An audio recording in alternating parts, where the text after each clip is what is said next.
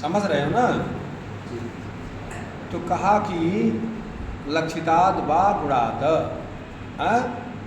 गुणों से ही ये जाड्यमान्य आदि जो हैं गुणों से ही लक्षित होते हैं। अर्थात जाड्यमान्य आदि जो गुण हैं वह ही लक्षित होते हैं। समझ रहे हो नहीं? अब उसके बाद कहा अविनाभावाद वा,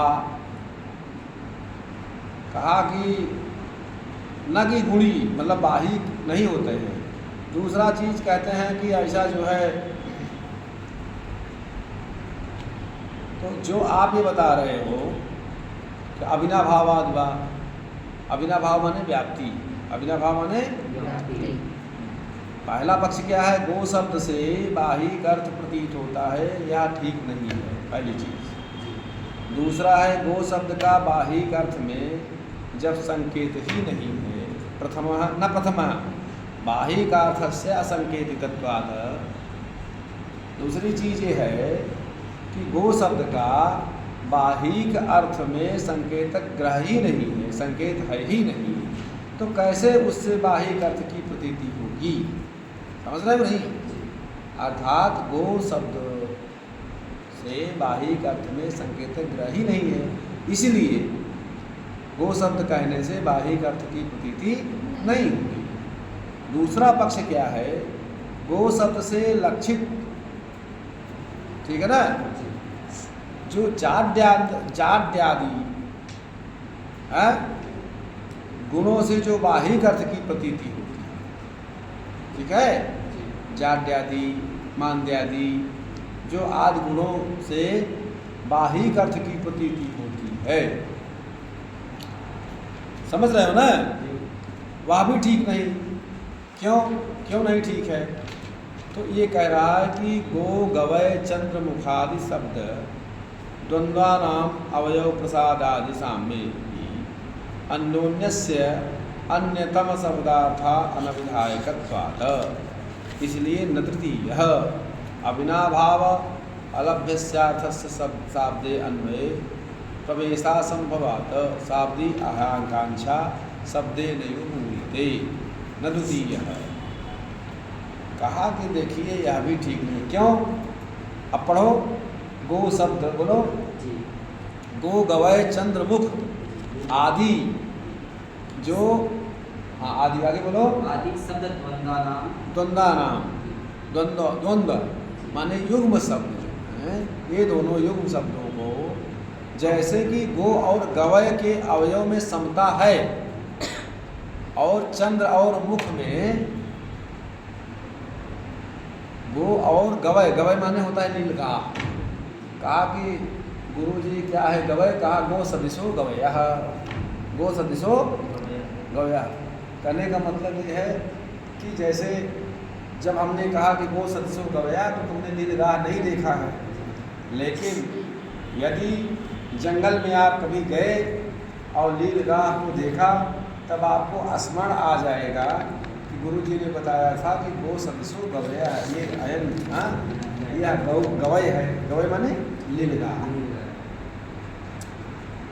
उसी तरह से ये कहा कि गो और गवय में और क्या है? अवयव में समता है कि नहीं? अवयव गो गवय, तो वो जैसे गाय होता बैल होता है उसी तरह नीलगाह भी होते हैं, तो उसमें ये लगता है ना कि कुछ समानता है। उसी तरह से मुख चंद्रमुखम, यही ना, तो चंद्रमुख आदि जो युग्म दोनों शब्द हैं शब्दों में, उसमें जैसे चंद्र है वैसे मुख है, ऐसा नहीं है। चंद्रमा पीला पीला है, मुख भी क्या उसी तरह पीला है? चंद्रमा में काले धब्बे हैं, क्या मुख में भी काला धब्बा है? ऐसा उसका भाव नहीं है। लेकिन आह्लादकत्व, चूँकि चंद्रमा देखने में किसी भी जन सामान्य को अकारण प्रिय लगता है, उसी तरह से उस नायिका का मुख देखने में जिसको अकारण प्रिय लगे, अर्थात आह्लादकत्व संबंध समता होने पर भी गो और गवय जो अर्थ है, मुख और चंद्र रूप जो अर्थों को अभिधा वृत्ति से प्रतिपादन नहीं किया जा सकता है। ठीक है ना। आह्लादकत्व जो संबंध है, मतलब जैसे चंद्रमा देखने में अकारण प्रिय लगता है, ये क्या अभिधा वृत्ति के द्वारा प्रतिपादन किया जा सकता है? तो इसीलिए अभिधा वृत्ति के द्वारा उसका प्रतिपादन नहीं किया जाए। पढ़ो जरा उसको पूरा ना। हाँ, अवयव प्रसाद आदि प्रसन्नता, ठीक है ना। चंद्रमा को देखने पर जो आह्लादकत्व, आनंद की अनुभूति, प्रसन्नता की अनुभूति आपको होती है। हाँ, आगे अन्योन्य, ये समानता होने पर भी अन्योन्य माने उन दोनों में आपस में अस्य अन्यतम शब्दार्थ अनभिधायकत्व। हाँ, तो ये अभिधा वृत्ति के द्वारा जो है उसका प्रतिपादन नहीं किया जा सकता है। समझ रहे हो ना। न तृतीय, समझ रहे हो नहीं। अब तृतीय क्या है, पढ़ो। अविनाभावलभ्यस्यार्थस्य शाब्दे अन्वये प्रवेशासंभव। हाँ, कहा कि अविनाभाव, अविनाभाव माने जिसके बिना जो न हो। तो व्याप्ति, जैसे जत्र जत्र धूमस तत्र तत्र अग्नि, तो ये व्याप्ति है, अन्वय व्याप्ति है। जत्र धूमाभावा तत्र बहनाभावा, जहाँ धूम का, या जत्र बहनाभावा तत्र धूमाभावा, जहाँ आग नहीं होगी वहाँ धुआं नहीं होगा। ये व्यतिरेक व्याप्ति। व्याप्ति दो तरह की होती है, एक अन्वय व्याप्ति, दूसरी व्यतिरेक व्याप्ति। ये अन्वय व्याप्ति जैसे है कि जैसे गो शब्द जाड्यातिशय, मंद्यातिशय लक्षणा से भी बाहिक अर्थ को अभिधा से प्रतिपादन नहीं किया जा सकता है। ठीक है ना। अब तीसरा पक्ष है अविनाभाव। अविनाभाव माने व्याप्ति। व्याप्ति से गो शब्द बाहिक अर्थ की प्रतीति कराता है, ये उनका कहना है। हाँ, यदि ही गो शब्दाद बाहिक अर्थो न प्रतीयते, कहा यदि गो शब्द जो है बाहिक अर्थ का प्रतीत कराता है तो यह भी मत ठीक नहीं है, क्योंकि अविनाभाव जिसे व्याप्ति आप कह रहे हो, व्याप्ति से लभ्य अर्थ का शब्दजन्य अन्वय में प्रवेश असंभव होता है। समझ रहे हो नहीं। यही कि तदा अस्य बाहिक शब्दस्य, तो कहा कि इसका अन्वय में प्रवेश असंभव होता है, क्योंकि शब्द संबंधी शाब्दीय आकांक्षा शब्दे नहीं पूर्यते। शब्द संबंधी आकांक्षा जो होती है वो शब्द से ही पूर्ण होती है। इसीलिए इसमें होता है अर्थाध्याहारवादी जो मीमांसक आदि हैं, वो तो अविनाभाव लभ्य अर्थ से भी आकांक्षा पूर्ण मानते हैं। शब्दात बाहिक अर्थों न प्रतीयते, गो शब्द से बाहिक अर्थ की प्रतीति नहीं होती है, क्योंकि गो शब्द से गो की ही प्रतीति होती है। गो शब्द से बाहिक अर्थ प्रतीत नहीं होता है, तो उसका और बाहिक शब्द का समानाधिकरण, मतलब एक समानाधिकरणत्व नाम एकाधिकरण वृत्तित्व। तो कहा कि समानाधिकरण माने एक आश्रय में रहना संगत होगा। ठीक है ना। बाहिक शब्द से समानाधिकरणम असंगतम स्यात्। समझ रहे हो नहीं। एक मिनट यार, हम इसको कर लेंगे बेटा। हाँ, तस्मादत्र, इसलिए यहाँ पर गो शब्दों मुख्यया वृत्त्या बाहिक शब्देन सहान्वय, सहान्वयम अलभमानो अज्ञत्वाद साधर्म्य संबंधात बाहिकार्थम लक्ष्यति। इस कारण से गो शब्द जो, गो शब्द क्या है, गो शब्द का गोत्र है, गोत्र विशिष्ट गो का बोध कराएगा ना, गौ का बोध कराएगा। तो गो शब्द जो है उसका मुख्य अर्थ क्या है, अविधेया के द्वारा अविधा वृत्ति से बाहिक, बाहिक शब्द न, बाहिक शब्द के साथ सहान्वय अलभमानो, बाहिक अन्वय, सहान्वय, अन्वय माने तत्सत्य तत्सत्वमिति अन्वय, जिसके रहने पर जो हो उसे क्या कहते हैं, अन्वय। अन्वय माने संबंध, अर्थात अभेद संबंध से, संसर्ग माने संबंध को न पा करके क्या होता है? अज्ञत्वाद साधर्म संबंधात बाहिकार्थम लक्ष्यति। अज्ञत्वादि साधर्म, साधर्म मतलब तुल्य धर्मता के संबंध से बाहिक जो अर्थ है वह जो है स्वरूप अर्थ को लक्षणा से प्रतिपादन करता है। ठीक है? नहीं तो कहा कि इसका प्रयोजन क्या है? कहा बाहिकस्य अज्ञत्वाद्यतिशय बोधनम प्रयोजनम। कहा बाहिक की अत्यंत अज्ञता, मतलब ये बहुत अज्ञ है, मतलब कम जानकार है, अल्पज्ञ है, यह बताना वक्ता का प्रयोजन है। मतलब गाय चराते हैं, ठीक है ना, तो यह बताना वक्ता का प्रयोजन है। बाहिकस्य अज्ञत्वाद्यतिशय, ठीक है ना। तो कहने का मतलब ये है कि व्यंजना से बाहिक क्या अर्थ होता है कि बाहिक में अत्यंत अज्ञता आदि का प्रतिपादन करना वक्ता का प्रयोजन है, ये बताना उसका प्रयोजन है।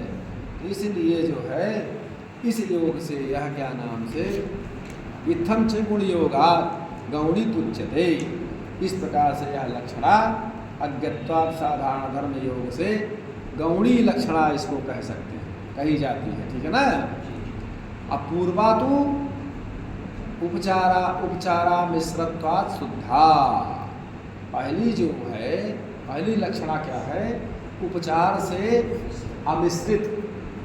उपचार से माने जिसमें कोई संस्कार न किया गया हो, उपचार न किया गया हो, उससे अमिश्रित, मिश्रण से रहित, वो शुद्धा लक्षणा है। कहते गुरु जी ये शुद्ध घी है आपके। तो शुद्ध घी का मतलब है इसमें कोई मिलावट नहीं, समझ रहे नहीं, इसमें कुछ मिलावट इत्यादि नहीं। अब कुछ मिला दिया तो शुद्धता खत्म, खतरे में। कहते हैं ना गो सदृशो गवय है, गो के समान गवय होता है, माने नीलगाय। जैसे गऊ होता है उसी की तरह नीलगाय, तो सादृश्य को बता। लेकिन यहाँ जो है कहा कि उपचार किम नाम उपचारम, तो कहा कि देखिए अत्यंत विसकलितयो पदार्थयो सादृश्यातिशय महिम्ना भेद प्रतीत स्थगन मात्रम उपचारत्वम। समझ रहे हो नहीं? अत्यंत भिन्न भिन्न पदार्थों में दो पदार्थों का अतिशय सादृश्य, मतलब अतिशय समानता की महिमा से भेद की प्रतीति का स्थगन करने को क्या कहते हैं? उपचार कहते हैं। भेद की, भेद अर्थात जहाँ पर समाप्त हो जाए, दो भिन्न भिन्न पदार्थों में अतिशय समानता के आधार पर जहाँ पर भेद दिखाई ही न दे, भेद की प्रतीति ही न हो, तो जब भेद की प्रतीति नहीं होगी तो उसको क्या कहते हैं? उपचार। जैसे ये लकड़ी है, ये क्या है? लकड़ी है, और ये दूसरी लकड़ी है, तो ये भिन्न भिन्न है ना, अलग अलग रहती हैं, तो वैसे तो अलग अलग है, लेकिन जब इसको फेविकोल से लगा दिया जाता है तो दोनों लकड़ियाँ अलग अलग होने पर भी ऐसा चपक जाती हैं कि दो होकर के भी एक प्रतीत होगी। समझ रहे हो नहीं? तो हाथी बांध कर तो उखाड़ गए उसे, समझ रहे हो नहीं? तो वहाँ भेद की प्रतीति नहीं होती है, इसी का नाम क्या है? उपचार। तो जब हाथी को देखिए फेविकोल से चिपकाते हैं, हाथी का पैर चिपकता है, टीवी में देखिए, तो कहते हैं जोर लगा के आलीसा, और कहते हैं ना टीवी में, तो हाथी खींचता है लेकिन फिर भी नहीं खींच पाता है, समझे कि नहीं? जोर लगा के आलीसा, नहीं गुरुजी, अलीसा, अलीसा, अलीसा, ऐसा, अलीसा, अच्छा ऐसा, ये तो बुरा हूँ बहुत आप देती है। इसको मत रुकने वो कट हो जाएगा गुरुजी। कहा देखिए उपचारो ही नाम अत्यंतम विसकलितयो हो पदार्थयो शब्दयो हो। उपचार किसे कहते हैं? अत्यंत विसकलितयो माने भिन्न भिन्न पदार्थों में शब्दों का अतिशय सादृश्य की महिमा से भेद प्रतीति का समाप्त हो जाना ही उपचार है। जथा जैसे कहा अग्निर्माणव, कहा अग्निर्माणव कहा कि यह जो लड़का है पूरा आग है, आग के समान है तेज। लड़का देखे यहाँ ना, एक छोटा बालक कोई हो, बड़ा तेजस्वी हो, बड़ा तेज हो, उसमें कहना कि अग्निर्माणव, लड़का अगिया बैताल है, कहते नहीं लड़का तेजस्वी है। तो जैसे आग में तेज होता है वैसे लड़के में तेज है। तो अब विचार ये करने लायक है। अब ये बताइए कि यहाँ जो है तेजस्विता रूप समानता की महिमा से अग्नि और माणवक इन दोनों का भेद आच्छादित हो जाता है। मतलब जैसी तेज अग्नि में बा वैसे तेजी बालक में। भाई अग्नि भिन्न चीज़ है, बालक भिन्न चीज़ है। बालक को पकड़ करके खिलाइए तो अच्छा लगेगा, अग्नि में हाथ डाला तो देखा कैसे लगेगा, अच्छा लगेगा। क्यों? जल जाएगा हाथ से। तो अग्नि जो कह रहा कि अग्निर्माणव का बालक जैसे अग्नि, क्या नाम से माणवक, माणवक माने बालक। लेकिन जिस तरह से तेजस्वी अग्नि होती है प्रसिद्ध में तक ज्वलनम हविर्भुज, यह प्रसिद्ध है कि अग्नि जब जलती है तो ऊर्ध्व की तरफ, ऊंचे की तरफ लपक लेती है, नीचे नहीं जाती, ऊपर की तरफ जलती है। क्योंकि तेज जो होता है ऊपर जाता है। तो जैसे अग्नि तेजस्विता, अग्नि में तेजस्विता है, उसी तरह से तेजस्विता बालक में। समझ रहे हो ना? तो तेजस्विता की समानता को लेकर के महिमा से अग्निर्माणव कहा, यह जो कहा गया है तो दोनों का जो भेद है वो आच्छादित हो जाता है। अर्थात अग्नि ही बालक है और बालक ही अग्नि है, दोनों का जो भेद है वो समाप्त हो जाता है। इसी का क्या नाम है? उपचार। और इसी को गौड़ी लक्षणा का उदाहरण बताते हैं। तो क्या कहते हैं? क्या गुण है? तेजस्विता। जैसे अग्नि तेज है वैसे इसमें तुम तेज है। गुणादागतत्वाद गौड़ी, ठीक है ना? इसलिए इसको गौड़ी लक्षणा का उदाहरण बताते हैं। समझ रहे हो ना? परंतु अब और क्या लिखा है? शुक्ला पटः। यहाँ पर शुक्ल और पट, तो शुक्ल गुण है और पट क्या है? द्रव्य। पट माने वस्त्र। सुनो, कपड़ा शुक्ल माने सफ़ेद और पट माने होता है द्रव्य। शुक्ल है गुण और पट क्या है? द्रव्य। वस्त्र माने द्रव्य ना, तो भिन्न है ना, दोनों भिन्न है। गुण और द्रव्य दोनों भिन्न होने पर भी, लेकिन अग्नि और माणवक जिस तरह से वहाँ पर भी भिन्न थे उस तरह की यहाँ पर भिन्नता नहीं है।